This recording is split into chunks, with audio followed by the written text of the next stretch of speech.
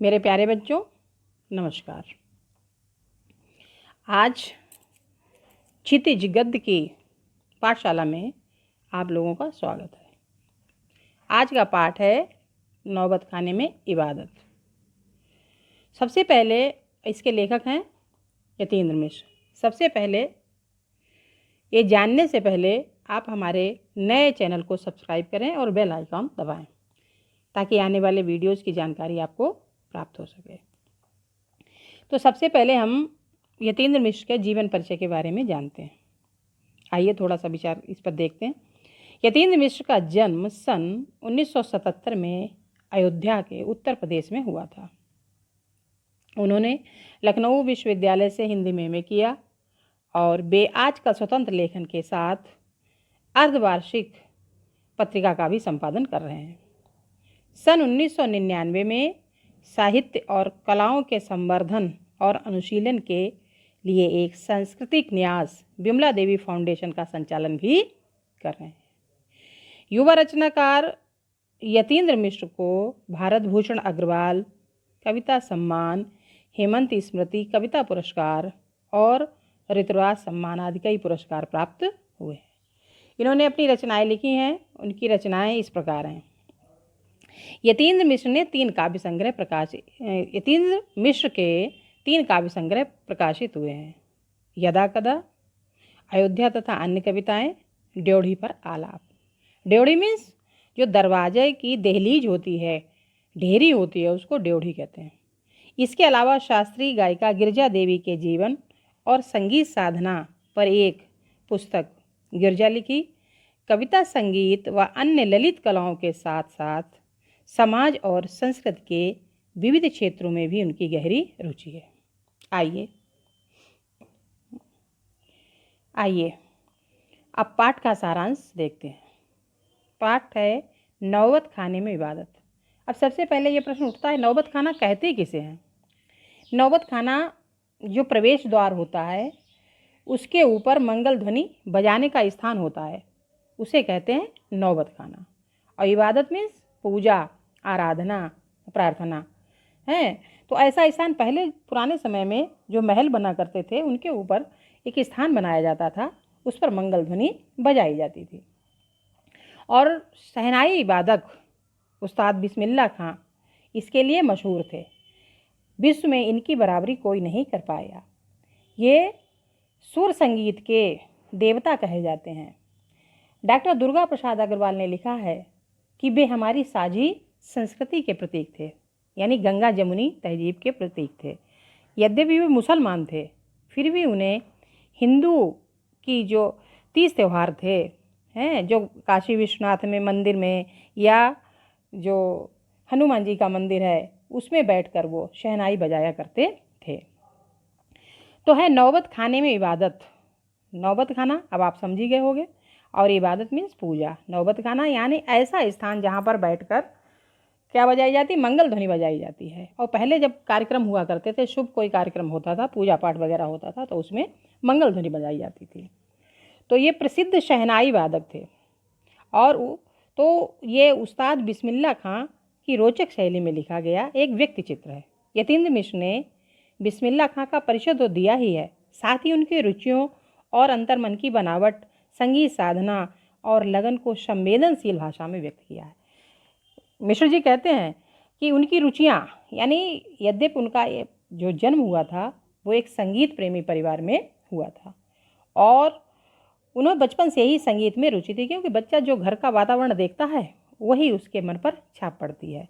बच्चे का तो दिमाग एकदम कोरी स्लेट होता है, जो देखता है वही उस पर उतरता है। इनकी जो सीख थी, इनके जो पिताजी थे, इनके जो बाबा थे, उनसे मिली थी। इनके परदादा उस्ताद सालार हुसैन खां जो डुमराव के निवासी थे, और इनका बचपन का नाम अमरुद्दीन था और इनको अमरुद्दीन उर्फ बिस्मिल्लाह खां। इनका जन्म बिहार के डुमराव के एक संगीत प्रेमी परिवार में हुआ था। इनके बड़े भाई शमसुद्दीन थे जो इनसे उम्र में 3 वर्ष बड़े थे। डुमराव का कहीं भी कोई वर्णन नहीं मिलता है। इनके ही एक तो इनका जन्म हुआ था डुमराव में, दूसरे इसलिए डुमराव और प्रसिद्ध है कि जो शहनाई होती है वो उसकी बनाई जाती है घास की, उस घास का नाम होता है नरकट। तो वो अंदर से पोली होती है, जो पोली होती है तो उसके अंदर वो घास डाली जाती है। उस नरकट घास जब वो पड़ती है तो उसमें स्वर अच्छे निकलते हैं। तो उनका जो वर्णन है वो डुमराव से है, इसलिए डुमराव गांव प्रसिद्ध है। इनके पिता का नाम पैगंबर बख्श था तथा माँ का नाम मिट्ठन देवी थी, अर्थात ये अपने माँ के सबसे छोटे साहबजादे थे। 5-6 वर्ष की अवस्था होने पर डुमराव छोड़कर ये काशी आ गए थे। ये काशी का वर्णन उस समय का है 1916-1922, तब ये आ गए थे। और वहाँ इनके मामा सादिक हुसैन और अली बख्श तथा नाना रहते थे, जो कि जाने माने शहनाई वादक थे। और वे बालाजी के मंदिर की ड्योढ़ी माने दहलीज पर बैठकर क्या करते थे, शहनाई बजाकर अपनी दिनचर्या का आरंभ करते थे। तथा उस समय हमारा देश जो था छोटी छोटी रियासतों में बटा हुआ था, तो ये रियासतों के राजा के दरबार में जाते थे और शहनाई बजाने का काम करते थे। ठीक है बच्चों। हाँ, ननिहाल में 14 वर्ष की उम्र से ही बिस्मिल्लाह खां बालाजी के मंदिर में रियाज करना शुरू कर दिया। रियाज मीन समझते हो, प्रैक्टिस जिसको कहते हैं, यानी बार बार अभ्यास करना। बच्चों समझ रहे हो रियाज का मतलब? ठीक है। तो उन्होंने वहाँ जाने का एक ऐसा रास्ता चुना था जहाँ उन्हें रसूलन बाई और बतूलन बाई, जो कि एक प्रसिद्ध गायिका थी, उनके गीत, रास्ते में इन्हें रसूलन बाई और बतूलन बाई की गीत ध्वनि सुनाई देती थी। इन्हें बचपन से ही संगीत में रुचि थी और वहाँ पर विभिन्न प्रकार के राग गाए जाते थे, जैसे राग भीम पलासी, मुल्तानी। तो उनको सुनकर इनकी बड़ी खुशी मिलती थी। इन्होंने अपने कई साक्षात्कारों में ये स्वीकार किया है कि सबसे ज़्यादा अगर किसी का प्रभाव पड़ा संगीत का तो नाना और मामा का तथा रसूलन बाई बतूलन बाई का। वो उन्हें अपना गुरु भी मानते थे और ये संगीत प्रेमी भी थे। संगीत के जो रुचि थी, उस रुचि को पैदा करने में सबसे ज़्यादा भूमिका रसूलन बाई और बतूलन बाई की रही। एक जिक्र भी है कि एक फ़कीर था, तो जब ये अपनी ड्योढ़ी पर बैठकर बजाते थे शहनाई, तो वो कहता था और बजा और बजा। तो इससे इनको बड़ा अंदर से अच्छा लगता था और ये बजाते थे। उसका भी इन्होंने अपने उसमें जिक्र किया है। भले ही वैदिक इतिहास में शहनाई का जिक्र नहीं मिलता है, परंतु मंगल कार्यों में इसका प्रयोग अवश्य होता है। और इसका उपयोग पहले के ज़माने में, जब उस समय का वर्णन मिलता है, यानी 1916 से 1922 के बीच में, जब हमारे यहाँ किसी प्रकार का भेदभाव नहीं था, गंगा जमुनी तहजीब हुआ करती थी, उस समय ये मांगलिक कार्यों पर उपस्थित हुआ करते थे। बिस्मिल्लाह खां 80 वर्ष के हो जाने के बावजूद 5 वक्त की नमाज अदा करते थे। और 5 वक्त की जब नमाज अदा करते थे तो बेटे ये नहीं कहते थे कि हमें ईश्वर से कुछ मांगना है, सिर्फ ईश्वर से मांगते थे कि हमें सच्चे स्वर मिले, सच्चे स्वर मिले। और इनकी यही इच्छा रहती थी कि खुदा हमसे ये कहे कि लो ये अच्छे स्वर का फल है, इसे खा लो और लोगों में बांट दो, ताकि लोगों के खुशी के मारे उनकी आंखों से आंसू निकलने लगे।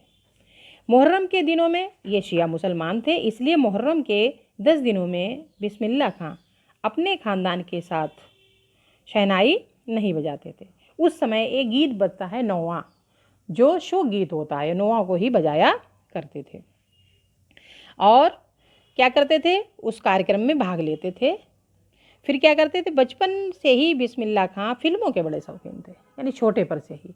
तो जब फिल्म देखने का नंबर, पहले ऐसा हुआ करता था, अब तो बालकनी मिलती है, फर्स्ट क्लास मिलता है, लेकिन उस समय first class, second class, third class के ही टिकट मिला करते थे। और ये छोटे थे तो 2 पैसे अपनी नानी से मांगते, 2 पैसे मौसी से मांगते, 2 पैसे अपने नाना से मांगते, और जब 6 पैसे इकट्ठे कर लेते ये फिल्म देखने जाते थे। विशेषकर इनकी जो हीरोइन थी वो सुलोचना और गीता वाली थी। अगर उनकी कहीं कोई पिक्चर आती या फिल्म आती तो उसे ये छोड़ते नहीं थे और घंटों लाइन में लगते थे, तब टिकट खरीदते थे। और फिर उसकी फिल्मों को देखने के बाद ये पुनः आते और बालाजी के मंदिर पर शहनाई बजाकर अपनी कमाई कर लिया करते। उस समय जब बालाजी के मंदिर में बजाते थे तब इनको 50 पैसे प्रतिदिन मिलते थे, जो इनकी दिनचर्या के लिए काफ़ी हुआ करते थे और सुलोचना की ये कोई फिल्म नहीं छोड़ते थे। वहीं पर कुलसुम की देसी घी वाली कचौड़ी, कुलसुम नाम की कोई हलवाइन होगी तो देसी घी की कचौड़ी तो दुकान पर कचौड़ी ज़रूर खाते थे, वो भूलते नहीं थे। काशी, जिसको आजकल बनारस कहते हैं, तब की काशी या बनारस में अब बहुत परिवर्तन हो गया है। तो काशी के संगीत में आयोजन अवश्य भाग लेते थे और कई आयोजन कई वर्षों से संकट मोचन मंदिर में हनुमान जयंती पर होते रहते थे, जिसमें शास्त्रीय और उपशास्त्रीय संगीत गायन वादन की उपसभा होती है। यानी शास्त्रीय संगीत और उपशास्त्रीय, यानी जिसको आजकल हम गाने कहते हैं तो जो है ये उपशास्त्रीय संगीत और शास्त्रीय संगीत जो गाया जाता है। बिस्मिल्लाह खां जब भी काशी से बाहर होते तो अपनी शहनाई का मुख बालाजी या विश्वनाथ मंदिर की ओर कर दिया करते थे। देखिए इन्हें कितना लगाव था, यद्यपि ये मुसलमान थे फिर भी इन्हें इतना लगाव था, ये अपनी शहनाई का मुख कर दिया करते थे। और फिर क्या करते थे, उसके बाद में ये रियाज करना या अपना प्रैक्टिस करना प्रारंभ किया करते थे। गंगा काशी शहनाई इनका जीवन था। वो कहते थे मैं गंगा छोड़ के कहाँ जाऊँगा और काशी ही मेरा जीवन है। काशी से नहीं इतना लगाव था। काशी यानी बनारस में जो इनका स्थान है वो विशेष स्थान है। क्यों? ये संस्कृति, काशी जो है एक संस्कृति की पाठशाला। कह रहे हैं कि बनारस में या काशी में मरना भी मंगलकारी है। मतलब ये भोलेनाथ की नगरी है और ये संस्कृति की पाठशाला है। बिस्मिल्लाह खां के शहनाई की धुनों की दुनिया दीवानी हो जाती। देखो बच्चों, शहनाई नाम तो इनका अमर है और ये बादशाह हैं। यद्यपि शहनाई का जब जब नाम चलता है ये सबसे आगे इनका नाम होता है, लेकिन जो इन्हें गंगा जमुना की तहजीब का जो इन्होंने निर्वाह किया है वो शायद आज कोई नहीं कर पाएगा। एक बार की बात है, इनकी एक शिष्या थी और ये किसी से भी मिलने जाते तो फटा तहमदी पहन कर चले जाते थे। तो शिष्या ने कहा कि गुरुजी अब तो आपको भारत रत्न मिल चुका है, 2001 में इन्हें भारत रत्न मिला, तो आप ये फटा तहमद छोड़ दीजिए। तो उन्होंने जवाब दिया हंसते हुए, इस बात को बुरा नहीं माने, हंसते, फटी लुंगिया का क्या, सुर फटा नहीं होना चाहिए। जो मुझे ये भारत रत्न मिला है ये सुर के ऊपर मिला है, ना कि तहमल के ऊपर। इसमें इन्होंने देखो बहुत बड़ी शिक्षा दी है कि आजकल के जो बच्चे हैं, जो न्यू युवा पीढ़ी है, वो दिखावे में ही अपना जीवन व्यतीत कर देती है, वो अपने लक्ष्य से भटक जाती है। इनका कहने का मतलब ये था कि मनुष्य को अपने लक्ष्य से नहीं भटकना चाहिए। जो अपने लक्ष्य से भटक जाता है वो अपने मुकाम पर नहीं पहुंच पाता है। ठीक है, तो इस बात को बुरा नहीं माना और उसे समझा भी दिया। सन 2000 के बाद पक्का महल से मलाई बर्फ बालों के जाने से और देसी घी तथा कचौड़ी जलेबी में पहला जैसा स्वाद, अर्थात देसी घी की अब कचौड़ी भी नहीं मिलती हैं और पक्का महल में जो लोग रहते थे बर्फ़ वाले वो भी चले गए। तो कह रहे कि अब वो काशी में वो बात नहीं रही, अब उनकी कमी इन्हें खलती है। नए गायक और नए वादक जो हैं उनकी आस्था भी घट गई है, क्योंकि वो उतना रियाज नहीं करते हैं। रियाज मतलब प्रैक्टिस नहीं करते हैं, तो इसके प्रति इन्हें चिंता होती थी। बिस्मिल्लाह खां हमेशा से दो कौमों के महत्व हैं, यानी एकता, दो कौम कौन, हिंदू और मुस्लिम के भाईचारे के साथ रहने की प्रेरणा देते रहे। 90 वर्ष की उम्र में यानी 21 अगस्त 2006 को इन्होंने दुनिया से विदा ले ली। ये भारत रत्न, इन्हें भारत रत्न भी मिला, अनेकों विश्वविद्यालय की इन्हें मानद उपाधियाँ, संगीत अकादमी पुरस्कारों से ये सम्मानित भी किए गए और पद्म विभूषण जैसे पुरस्कार भी इन्हें मिले। लेकिन जो अजेय यात्रा इन्होंने की, ये नायक के रूप में जो इन्होंने अपना नाम कमाया, वो किसी ने नहीं कमाया। अब देखिए बच्चों, इस पाठ में क्या है, पूरे पाठ में तीन ही चीज़ों पर विशेष प्रभाव डाला गया है। एक तो सबसे पहले क्या नाम, सबसे पहले बिस्मिल्लाह खां और उनका गांव यानी बिहार के डुमराव में। और वो किस लिए प्रसिद्ध है कि सोन नदी के किनारे जो नरकट की घास होती है और जो उसकी जो इनकी जो होती है बनती है शहनाई के अंदर जो घास डाली जाती है उसको कहते हैं, उसकी वजह से वो प्रसिद्ध है। और नंबर 2, इनकी शिक्षा में रसूलन बाई और बतूलन बाई हालांकि नाना का, मामा का, दादा का सबका नाम आता है, लेकिन रसूलन भाई, बतूलन भाई का भी विशेष है। तीसरे नंबर पर वो भिखारी, जो कहता था और बजा और बजा और बजा है। और जो शोक धुन है नूहा, वो केवल इबादत यानी रमजान के दिनों में ही बजाई जाती थी। इस दिन इनका कोई राग नहीं बजता था। तो बच्चों, ये बहुत इम्पोर्टेंट पार्ट है और ये मस्त मौला इंसान थे, इसलिए आप इसको ध्यान से पढ़िए। अब इसके बाद में हम आप इनसे प्रश्न भी पूछेंगे, इन प्रश्नों के उत्तर आपको लिखने हैं। नंबर 1, शहनाई की दुनिया में डुमराव को क्यों याद किया जाता है?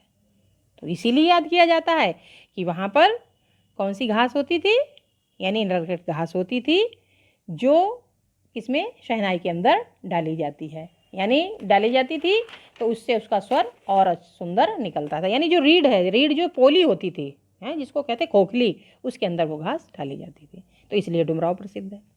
दूसरा है, बिस्मिल्लाह खां को शहनाई की मंगल ध्वनि का नायक क्यों कहा गया है? क्योंकि बिस्मिल्लाह खां की जैसी ध्वनि निकलती है वैसी कहीं भी नहीं, क्योंकि जो हमने जो पाठ आपको बताया है, जो हमने पाठ आपको बताया उसमें ये सभी आंसर आपको मिल जाएंगे। शुशिर वाद्यों से क्या बुरा है? शुशिर मतलब जो फूंक मार के स्वर, जैसे बांसुरी है शहनाई है, तो इसको कहते हैं शुशिर वाद्य। तो शुशिर वाद्यों से क्या है, अभिप्राय है। और शहनाई को शुशिर वाद्यों का शाह की उपाधि क्यों दी गई होगी? इस पर आप लिखें। शाह क्या? शाह मीन्स शाह के दरबारों में बजाई जाती थी, इसलिए शाह की उपाधि भी इसको दी गई। फिर है प्रश्न अगला कि काशी में हो रहे कौन से परिवर्तन बिस्मिल्लाह खां को व्यथित करते थे? यानी काशी में पहला जैसा रियाज नहीं, गंगा जमुना तहजीब नहीं है, वो कचौड़ी नहीं, वो दुकानें नहीं। इस प्रकार आपको आंसर देना, ठीक है? आ रहा है? अगला है बच्चों, पाठ में आए किन प्रसंगों के आधार पर आप कह सकते हैं कि बिस्मिल्लाह खां मिली जुली संस्कृति के प्रतीक थे? हाँ, मिली जुली कि गंगा जमुनी, यानी यद्यपि वो मुसलमान थे लेकिन फिर भी काशी विश्वनाथ में और हनुमान के दरबार में जाकर क्या करते थे, मंगल ध्वनि बजाया करते थे बालाजी के मंदिर में बैठकर। फिर खा है, वे वास्तविक अर्थों में एक सच्चे इंसान थे। वे कहते थे मानव मानव सभी एक हैं, हमको भेदभाव नहीं करना। वे दोनों संस्कृति के पूजक थे, मुसलमान होते हुए भी वे हिंदू संस्कृति को मानते थे। अगला प्रश्न है बच्चों, बिस्मिल्लाह खां के जीवन से जुड़ी उन घटनाओं और व्यक्तियों का उल्लेख करें जिन्होंने उनकी संगीत साधना को समृद्ध किया। संगीत साधना यानी सबसे पहले तो छोटे थे तो अपने घर से, उसके बाद में नाना नानी, मामा, उसके बाद में रसूलन बाई, बतूलन बाई, और फिर उसके बाद में वो भिखारी, ठीक है, जो इनकी साधना को आगे बढ़ा के ले गया। अगला प्रश्न है, बिस्मिल्लाह खां के व्यक्तित्व की कौन सी विशेषताओं ने आपको प्रभावित किया? यानी एक तो उनमें सहृदयी भावना थी, सच्चे मानव प्रेमी थे। आपको जो भी पाठ में जैसा लगे वो आप लिखिए। अगला है, बिस्मिल्लाह खां कला के अनन्य उपासक थे। तर्क सहित उत्तर दीजिए। क्योंकि देखिए इसमें क्या है, वो ईश्वर से रात दिन प्रार्थना करते थे, पांचों वक्त की नमाज अदा करते, लेकिन एक अच्छा सुर मिले, एक अच्छा सुर मिले, इसी की वो प्रार्थना किया करते थे। आइए बच्चों, अब कुछ कठिन शब्द जान लेते हैं जिनसे जानने में आपको आसानी हो जाएगी। अज़ादारी यानी दुख मनाना, ड्योढ़ी दहलीज, सजदा मीन्स माथा टेकना, नौबत खाना, प्रवेश द्वार के ऊपर मंगल ध्वनि बजाने का स्थान। समझ रहे हो बच्चों?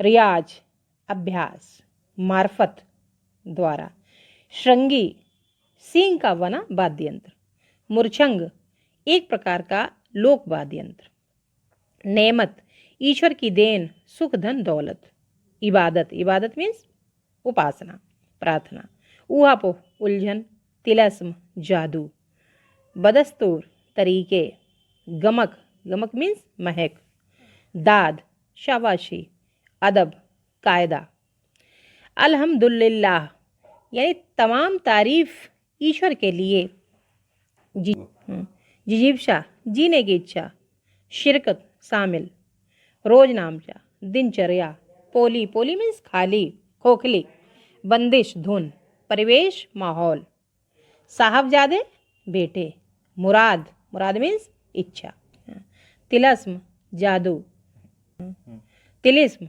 जादू, बदस्तूर, तरीके से। दाद, शाबाशी। अदब, कायदा। ये तो इनसे